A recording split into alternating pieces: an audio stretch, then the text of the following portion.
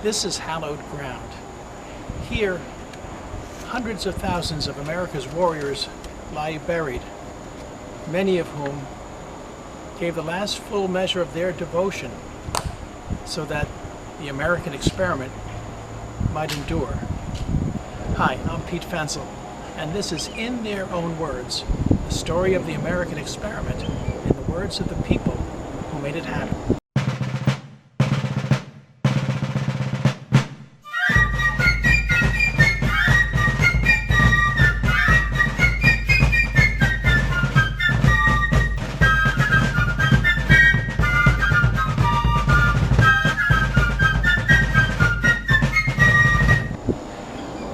Is going to be a bit hushed here because this is a solemn place where quietude is required and expected. Today's episode is the story of America's unknown soldiers and why we honor them.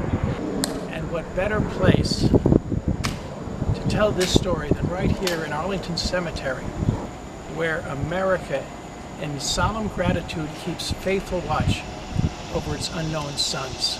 Now, this tomb followed closely after the armistice at the end of World War I, when Congress passed legislation in the following words: to bring home the body of an unknown American warrior who in himself represents no section, creed, or race in the late war, and who typifies, moreover, the soul of America and the supreme sacrifice of her heroic dead. The remains of an unknown American soldier were exhumed from a cemetery in France and brought here in 1921, where those remains were entombed under a simple marble slab. And the sarcophagus that you see today was completed 10 years later. On the front of the sarcophagus is depicted three figures of peace, victory, and valor. And on this side of the sarcophagus are the words, "Here rests in honored glory an American soldier known but to God." In 1958, the remains of two other unknown soldiers were interred here, one from World War II, the other from the Korean War. And then again in 1984, the remains of an unknown soldier from the Vietnam War were interred here. Later, DNA testing determined that the unknown soldier from the Vietnam War was First Lieutenant Michael Blasey of the United States Air Force, who was shot down over An Loc, Vietnam in May of 1972. Because his remains were identified, his family requested that his body be returned, and so in 1998 his remains were exhumed and transferred to a cemetery outside of St. Louis, Missouri, closer to his home. And now the tomb section for the Vietnam unknown remains empty.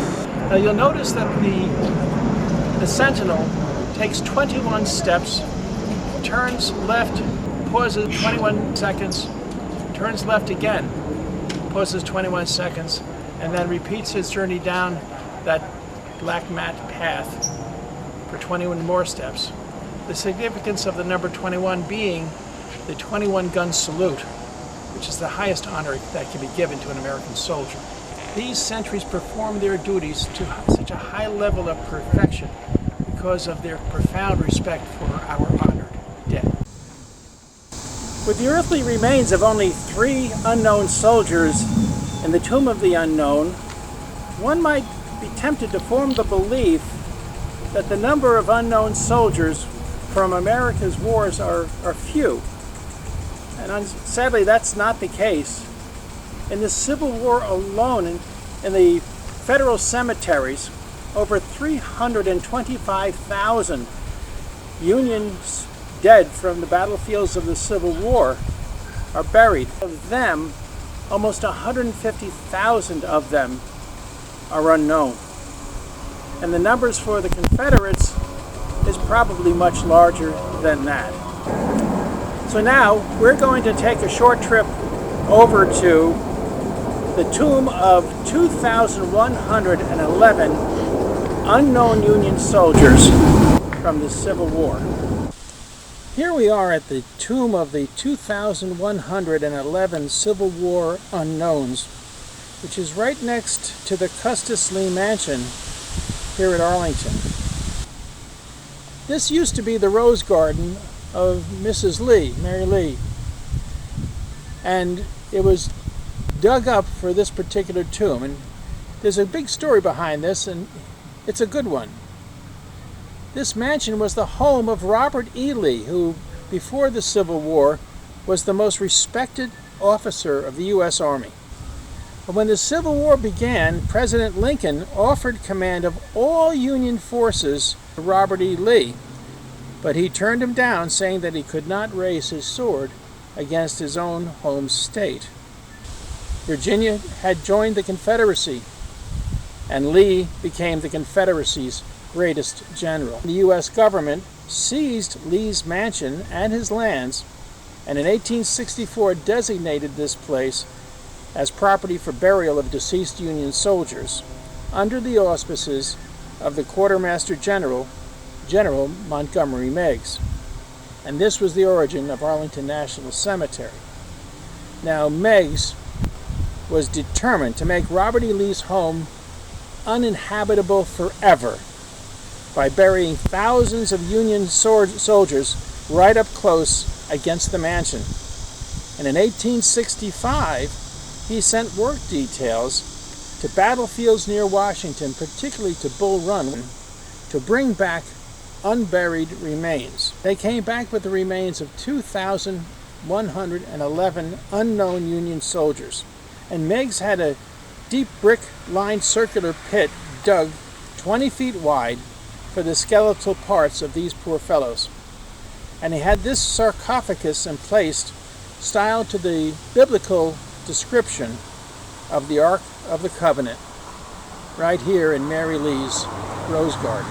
In November of 1863, President Lincoln traveled to Gettysburg, Pennsylvania to participate in the dedication of the Soldiers' Cemetery there, following the Battle of Gettysburg in July of 1863. And there he delivered his famous Gettysburg Address. But of the 3,354 Union soldiers buried in the Soldiers' National Cemetery in Gettysburg, 979 of them are unknown. There's a good reason why there were so many Civil War unknown dead compared to the number of unknown soldiers from later wars.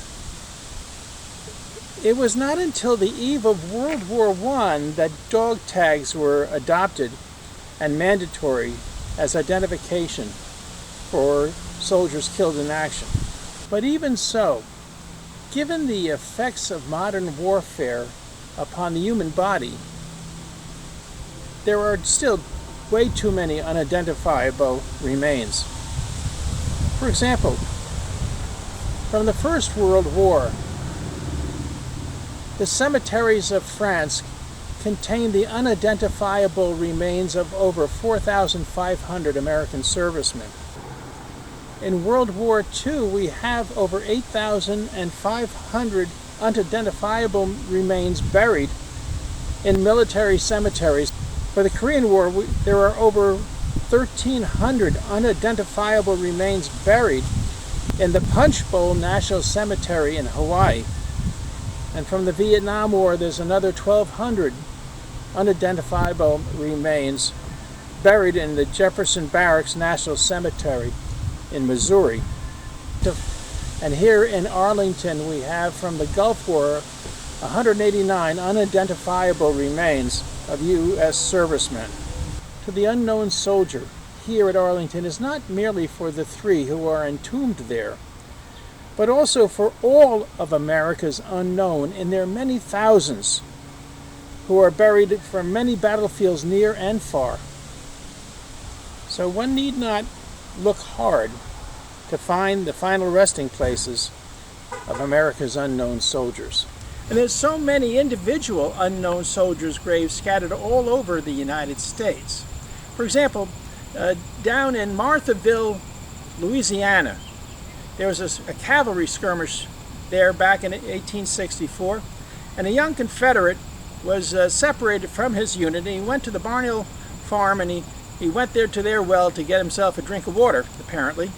And some Union cavalry came along, and there was a firefight there, and the young Confederate was killed. Well, Mr. Barnhill, he found the young Confederate. He buried them, and the Barnhill family cared for that Confederate's grave, the unknown boy, for a century before he was moved to Rebel State Park in Marthaville, Louisiana, where his remains are now interred. And another such grave was one discovered in 1934 when a work gang at the Kennesaw Mountain Battlefield Park in outside of Atlanta, Georgia, a work crew found the remains of an unidentifiable soldier in the trenches there.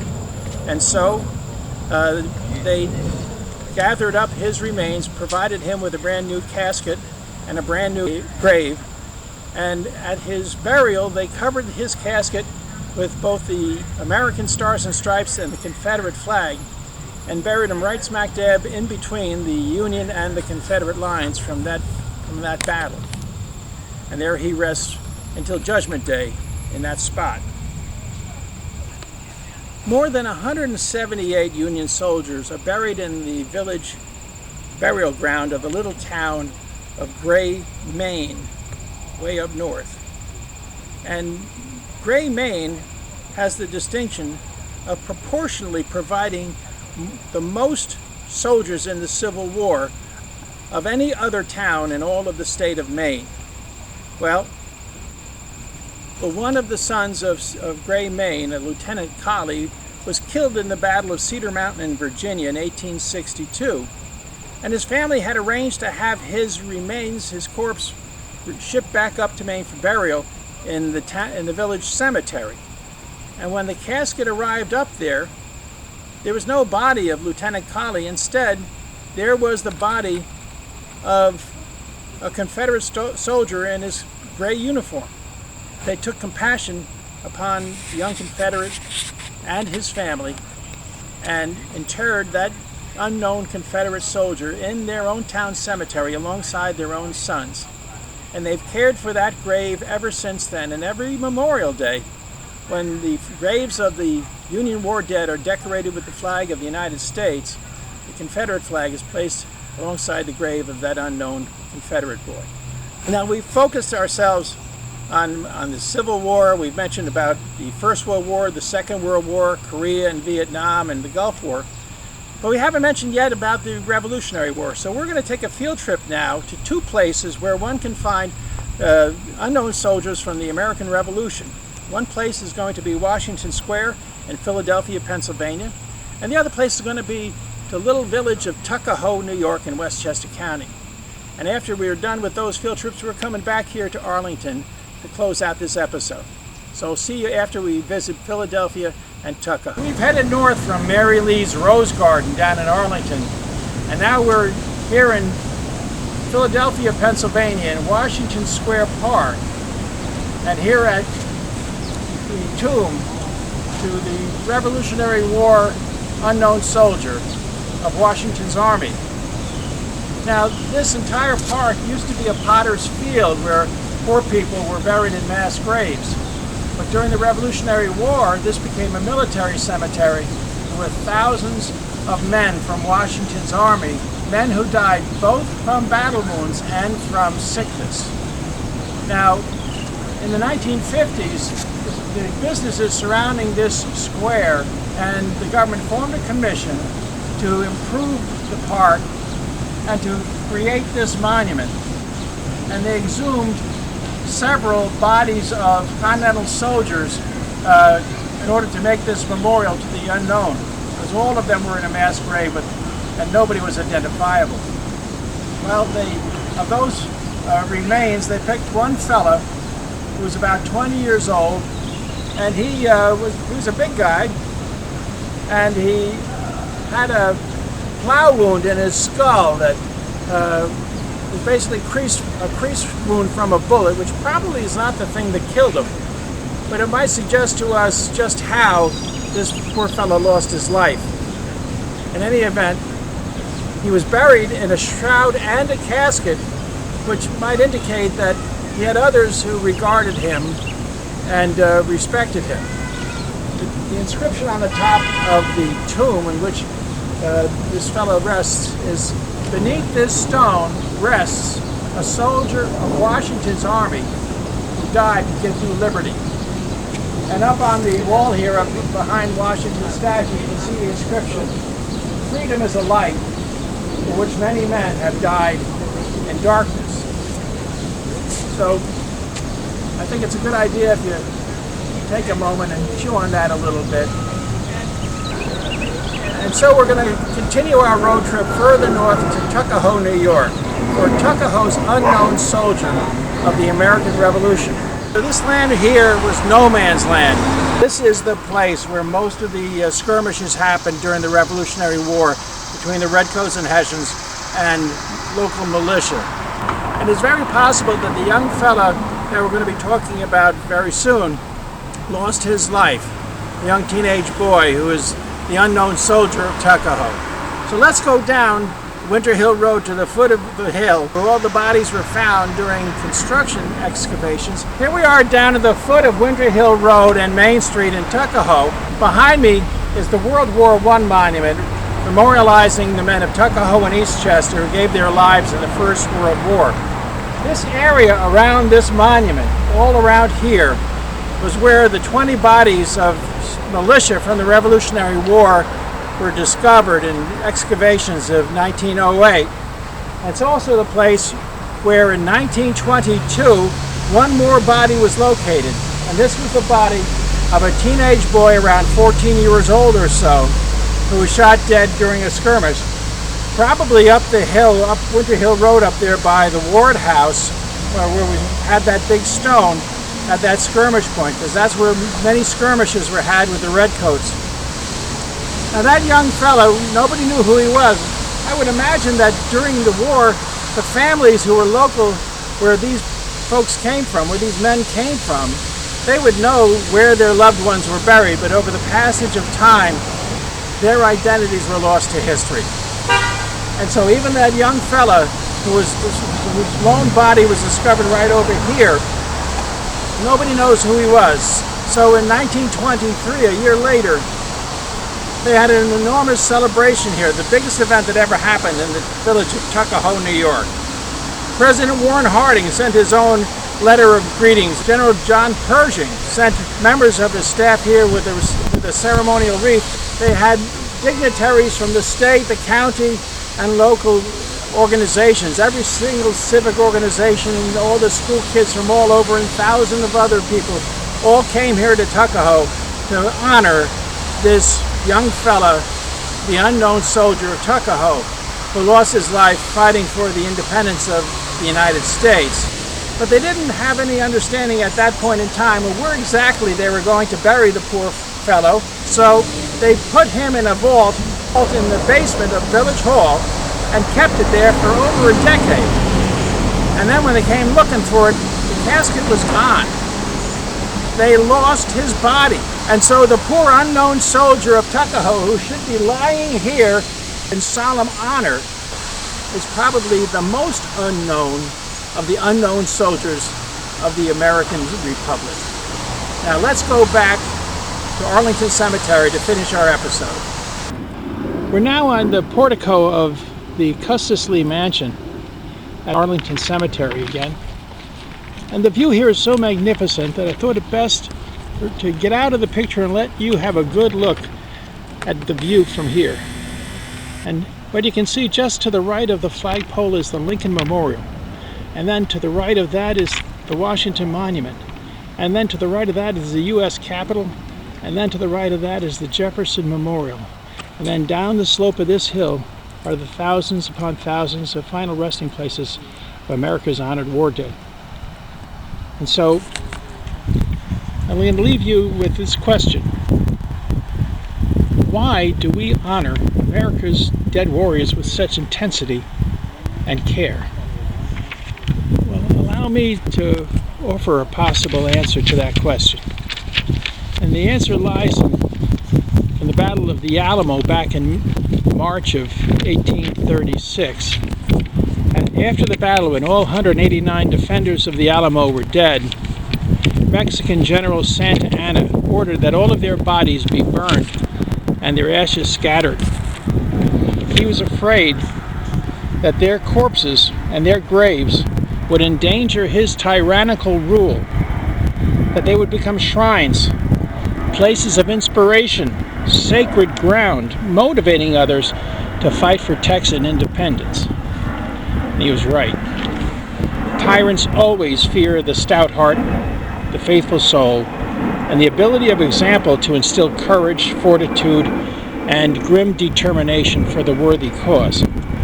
And so it is with our blessed unknown soldiers, who garner no laurels for themselves, but inspire and motivate every new generation of Americans to preserve, protect, and defend the last best hope of human freedom on the face of the earth.